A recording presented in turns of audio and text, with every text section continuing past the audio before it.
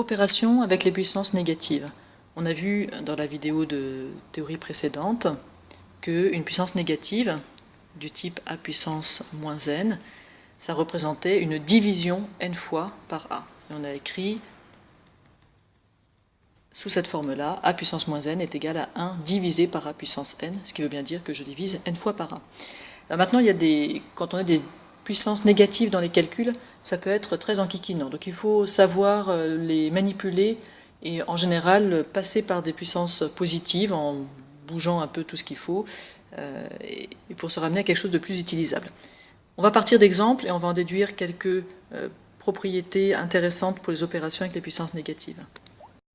Pour commencer, rappelons que la puissance négative du type 2 puissance moins 2, ici, ça veut dire donc, si j'applique ma règle qui est à droite, ça veut dire que je dois faire 1 sur 2 au carré. En gros, quand je change de côté de la fraction, si j'étais au numérateur et que je passe au dénominateur, eh bien, je vais changer le signe de ma puissance.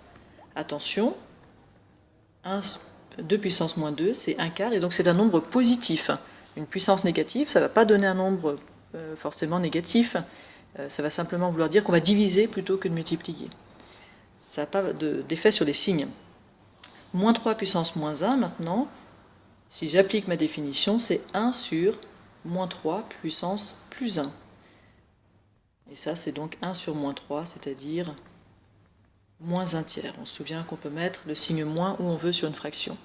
Donc là, le résultat est négatif, mais à nouveau, ça ne dépend pas tellement du signe de la puissance, mais bien de la parité de la puissance. On arrive à un exemple qui m'intéresse, 1 sur 8 puissance moins 2. Si j'applique ma règle que j'ai écrite à droite, eh bien j'écris que c'est 1 sur 8 puissance 2. Et là, je reconnais une division de fraction. En haut, j'ai 1, je peux compléter sur 1. Et donc, j'ai la fraction 1 sur 1 à diviser par la fraction 1 sur 8 au carré, ce qui va donner 1 sur 1 fois l'inverse, c'est-à-dire 8 au carré sur 1, ce qui donne 8 au carré. Et j'arrive ici à quelque chose qui est intéressant. 1 sur 8 puissance moins 2, ça donne 8 puissance 2 sur 1, on pourrait dire. Et donc, on reconnaît en fait, si on généralise, 1 sur a puissance moins n est égal à a puissance n, le pendant de celle qui est au-dessus pour une puissance négative. Donc à nouveau, ça veut dire qu'en fait, si j'ai une puissance négative en bas, je la mets en haut, elle devient positive. Si j'ai une puissance négative en haut, je la mets en bas, elle devient positive. Je continue avec le dernier exemple. 2 tiers, le tout puissance moins 2, ça veut dire, si j'applique ma règle, que je fais 1 sur 2 tiers puissance 2. Ce que je vais réécrire en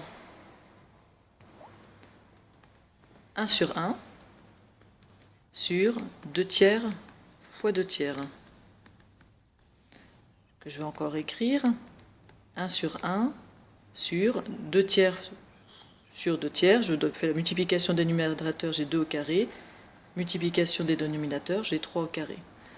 Et donc je me retrouve à diviser à nouveau la fraction 1 sur 1 par la fraction 2 au carré sur 3 au carré. Ça veut dire que je vais faire 1 sur 1 fois l'inverse, donc fois 3 au carré sur 2 au carré. Et finalement, ça c'est 3 sur 2, que je multiplie encore par 3 sur 2, produit des numérateurs, produit des dénominateurs, et donc ça fait 3 sur 2, le tout au carré. Voilà, ce serait trop long de refaire ces étapes à chaque fois, donc on va mémoriser aussi ici une propriété qui est importante. Si j'ai la fraction a sur b puissance moins n, c'est égal à la fraction b sur a, le tout puissance n. Et donc changer ici, pour changer le signe de ma puissance, il faut que j'inverse la fraction à l'intérieur.